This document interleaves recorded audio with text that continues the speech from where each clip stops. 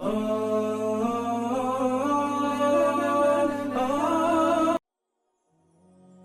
ذا الذی یشفع عنده الا باذنہ. اب وہ آ گیا شفاعت کا مسئلہ. پہلے تو یہاں پر نوٹ کیجئے کہ انداز کیا ہے. من ذا الذی یشفع عنده الا باذنہ. کون ہے وہ جو شفاعت کی جرات کر سکے اس کی جناب میں مگر اس کی اجازت سے. پہلا انداز جو ہے وہ بڑا پھر چیلنجنگ ہے کون وہ جو یہ سمجھتا ہو کہ اسے یہ اختیار حاصل ہے، جو سمجھتا ہو کہ اسے وہ زور حاصل ہے، وہ قوت حاصل ہے کہ اس کی بنا پر اس کی سفارش مانی جائے. کوئی نہیں ہے اس کائنات میں. کس نہ باشد. من ذا الذی یشفع عنده. کون ہے وہ جو شفاعت کر سکے اس کی جناب میں الا باذنہ. استثناء آ گیا. ہاں اس کی اجازت. اب اس کو لوڈ کر لیجئے چونکہ ہمارے ہاں یہ مسئلہ ہے، بڑا اختلافی مسئلہ ہے. اس کی حقیقت کیا ہے؟ دیکھیے، پہلی بات تو میں نے آپ سے عرض کی کہ 3 دفعہ کی ایبسولوٹ نیگیشن کے بعد، کیٹیگوریکل نیگیشن کے بعد یہاں اس بات آیا. 3 دفعہ وہ میں گنوا چکا ہوں. سورہ بقرہ کا 6واں رکوع، سورہ بقرہ کا 15واں رکوع، پھر اس سے ایک آیت پہلے لا خلۃ ولا شفاعہ پھر آیا. اور پھر یہاں بھی انداز جو ہے بڑا پرجلال. من ذا الذی یشفع عنده الا. استثناء جو ہے اس کو بمقابلہ اس نفی کے ذرا اگر تولیں گے تو یہ بہت کمزور ہے اس کیٹیگوریکل ڈینائل کے مقابلے. نمبر 2 باذن ہی. اصل میں شفاعت کہتے کسے؟ شفع کہتے ہیں دوہری 6. وتر والشفع والوتر. یہ وتر جو ہے 3 نمازیں ہم پڑھتے 3 رکعت پڑھتے وتر ہے اور 2 پڑھتے ہیں. یہ شفع یہ ہے کہ کسی کی درخواست کے ساتھ آپ بھی اپنی درخواست شامل کر کے اسے دوہرا بنا دیں. کوئی شخص معافی مانگ رہا ہے اللہ سے، اے اللہ مجھے معاف فرما دے، اللہم اغفر لی. آپ بھی کہیں اے اللہ معاف فرما دے، اللہم اغفر لہو. یہ شفاعت ہے. زندگی میں شفاعت ہوتی ہے، ہم کرتے ہیں. مردوں کے لیے کرتے ہیں، زندوں کے لیے کرتے ہیں. تو شفاعت اس معنی میں کہ دعا کی جائے، اے اللہ اس کو معاف فرما دے، اللہ اس پر رحم فرما. کوئی شخص اپنے لیے رحم مانگ رہا ہے، ہم بھی دعا کریں.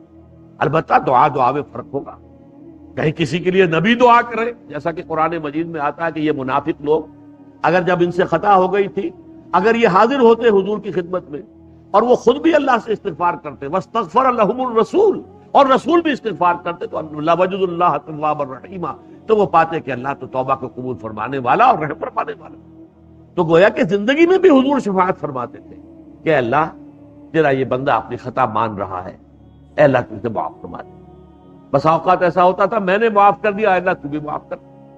کیونکہ جو خطا ہوتی تھی ظاہر بات ہے وہ کسی دین کے معاملے میں ہوتی تھی، اور حضور چونکہ اس وقت کی جو جد و جہد ہو رہی تھی اس کے قائد تھے، تو گویا کہ وہ ان کے خلاف ایک بات جا رہی ہے، تو میں نے بھی معاف کر دیا، اللہ تو بھی معاف فرما دے. یہ شفاعت قیامت میں بھی ہوگی. البتہ 2 اذن اس کے ساتھ شامل ہیں. جو شفاعت کرے اسے اجازت ملے کہ ہاں تم شفاعت کر سکتے ہو. جس کے لیے سفارش کی جا رہی ہو اس کے لیے بھی ایکسپریس پرمیشن ملے، اس کے لیے کر سکتے. یہ 2 طرفہ اذن مختلف مقامات پر قرآن مجید کے اگر آپ اس کا جائزہ لیں گے تو ایک اذن نہیں ہے.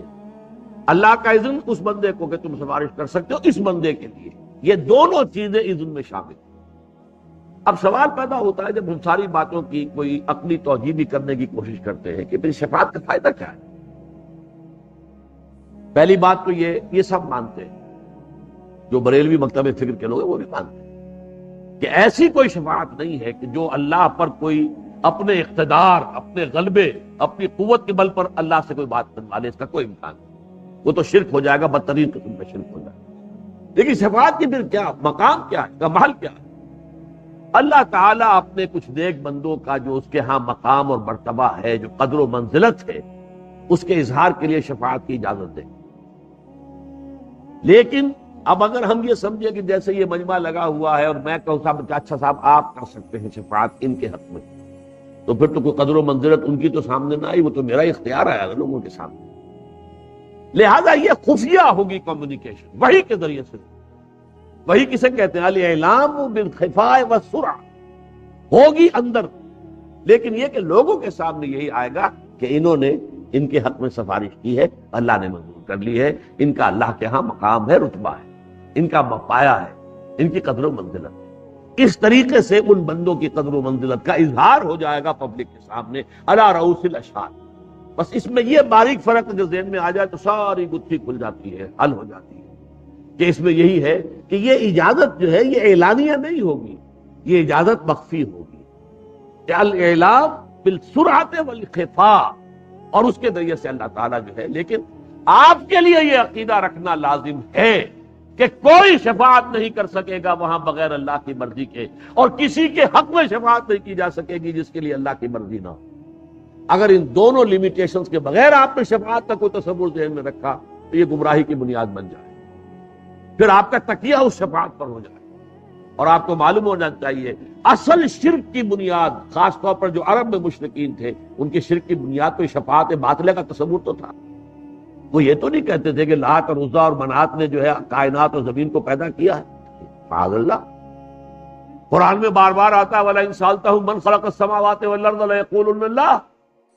اے نبی اگر آپ ان مشرکوں سے پوچھیں گے آسمان اور زمین کس نے پیدا کیے، یہ کہیں گے اللہ نے پیدا کیے۔ اور کس نے کیے؟ لات نے، عزا نے، منات نے، کسی نے بھی پیدا نہیں کیے۔ ان کا مقام کیا تھا؟ وہ کہتے تھے یہ اللہ کی بیٹیاں ہیں، اللہ کی لاڈلی ہیں، اور یہ شفاعت کریں گی ہماری، اور اللہ اس کی شفاعت کو رد نہیں کر سکے گا۔ پیاری بیٹی آپ کے پاس آئے، اور مجھے اس پر بھولتا نہیں یہ واقعہ، حضرت فاطمہ رضی اللہ تعالی عنہ، لخت جگر، نور چشم، محمد رسول اللہ کا صلی اللہ علیہ وسلم، جتنی محبت آپ کو تھی ہم اندازہ نہیں کر سکتے، کتنا احترام کرتے تھے کہ حضرت فاطمہ آتی تھی تو آپ کھڑے ہو جاتے تھے، اور پھر جو اپنی چادر ہوتی تھی وہاں انہیں بٹھاتے تھے حضرت فاطمہ، بہت ہی محبت۔ اور وہ لاڈلی اور محبوب بیٹی آئی ہے، ابا جان دیکھیے یہ میں چکی پیسنے کی وجہ سے یہ میرے ہاتھوں میں گٹے پڑ گئے، دیکھیے میں کنویں سے خود پانی لاتی ہوں مشکیزہ اپنے کندھے کے اوپر، تو یہاں پہ بندھی پڑ گئی ہے، نشان پڑ گیا۔ ابا جان اب تو عام لوگوں کے ہاں بھی بڑی سہولتیں ہو گئی ہیں، بڑی فراوانی ہے، اب تنگ دستی کا دور ختم ہو گیا، غزوہ خیبر کے بعد ایک دم بڑی خوشحالی آ گئی، تو ابا جان مجھے بھی کوئی غلام، کوئی کنیز عطا کر دیجئے تاکہ مجھے میرے کام میں کوئی ہاتھ بٹائے، اور کوئی دولت نہیں مانگی تھی، ایک معاون، ہیلپر۔ فرمایا نہیں بیٹی یہ چیزیں ہمارے لیے نہیں، میں تصور نہیں کر سکتا کیا بیتی ہوگی حضور کے قلب پر اس وقت۔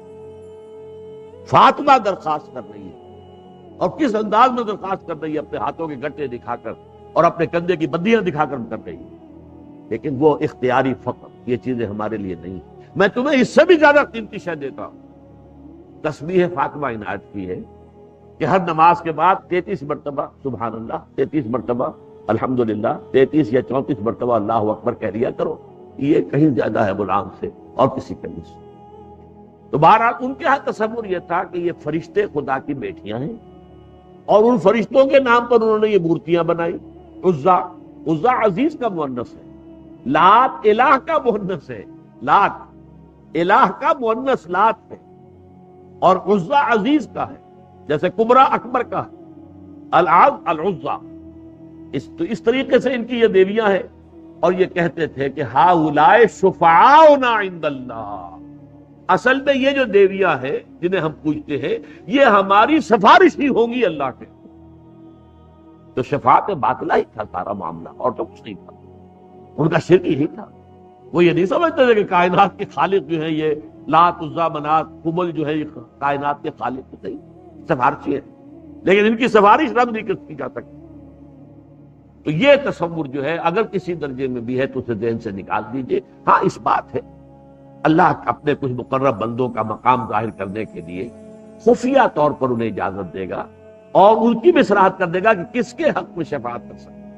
اچھا یہ بھی نوٹ کر لیجئے کس کے حق میں شفاعت ہو سکتی ہے، اس کی مثال کیا ہے، دنیا میں بھی ہے مثال، اگرچہ وہ اسلامی اصول کی روح سے تو غلط ہے۔